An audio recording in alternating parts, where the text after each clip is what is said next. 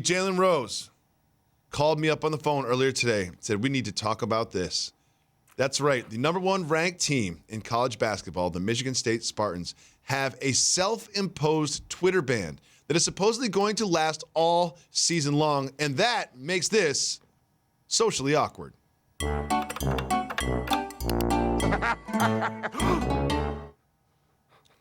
Jalen, I have a lot of questions about this topic, but I'll start with this. What do you think about this team looking at each other and saying we are not going to use Twitter for the entire season? I love this bunker mentality. And for young people who spend the entire day staring at your cell phones, and you probably get it because you're watching older people do it as well, when it's time to really get serious about life, when it's time to get serious about your career, when it's time to really pursue your goals and not just talk about your dreams, guess what you're gonna have to do? Make sacrifices. And not things that don't really mean much to you. You gotta make sacrifices for the things that might mean everything to you. And for young people in college, we know having social media is almost like a heartbeat.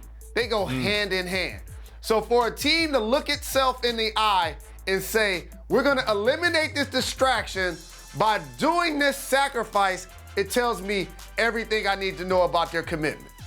See, Jalen, that is so very like you. Supporting collegiate athletes, supporting student athletes, supporting getting off social media, supporting this bunker mentality, this team thing, but I'm gonna go the other way. I'm gonna go negative on this. Y'all not gonna ban Instagram? Like, we're really just gonna tell, like we're just gonna ban Twitter. Like, you know, the team has it's like, oh, we're gonna stop using Twitter. It's like, yeah, what is this, 2009? Like, if you can stop using Twitter now and still be on Instagram, you can still slide in the DMs, you can still look at all the pictures, you can still get all the same news, all the same negativity, just on a different platform. What do you think about that angle? I disagree.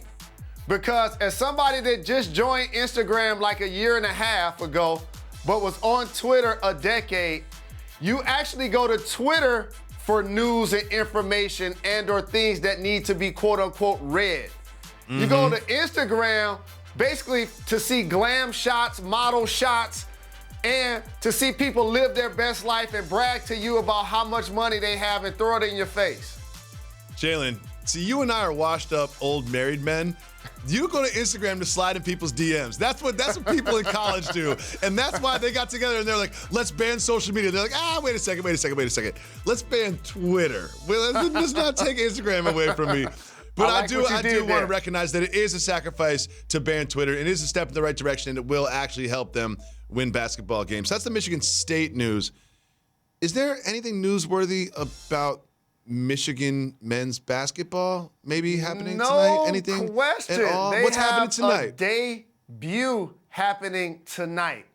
Juwan Howard, the head coach of the Michigan Wolverines, will be standing on the sideline with a fresh haircut, with a crease in his pants, with a clipboard in his hands, ready to lead the Michigan basketball program to championship glory. Not only will Juwan be in the house, not only will Jalen Rose be in the house, but it is, wait for it, I bet you don't even know this, Juwan Howard bobblehead night. And the new head coach of the Michigan Wolverines had this to say about this momentous occasion. Yes, it's going to be a game where it's going to be a packed house, I assume, because of, yes, it's the bobblehead night of my bobblehead. So that's going to be funny. But I know the energy is going to be beautiful in the building. Jalen, are you going to bring back a Juwan Howard bobblehead for the studio? That'll be in the studio this week. I'm definitely getting one of those at the game tonight, no question about it. I'm so happy for him, and as a brother, proud of him because he put in so much work for this very opportunity. And no one knew that John Beilein was going to accept the job with the Cleveland Cavaliers.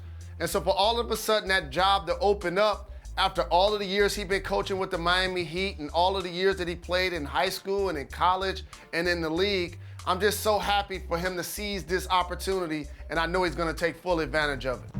So I think that the hiring of Juwan Howard represents something very important, not just to you, but to sort of like basketball heads in general, is the Michigan University embracing the Fab Five. So you'll be there in the building, and when you look up on that Jumbotron, will you be seeing highlights of the Fab Five on the screen?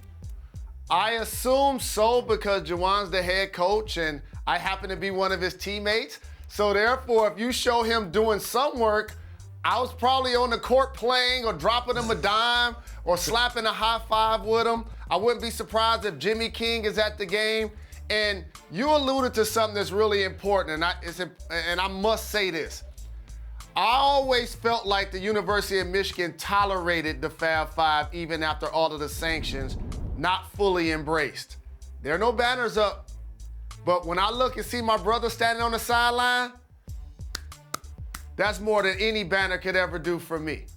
I agree with you, and that was well said. Well, I'm so excited for you. I'm so excited for Juwan. I'm so excited for all fans of the Michigan basketball team. And something tells me they might just celebrate with a win against Appalachian State. They might. And also, I want to thank L. Duncan for coming by. We'll be back tomorrow with all the information from Jalen's big night in Ann Arbor. You're far. ESPN 2 at 2. Too kind.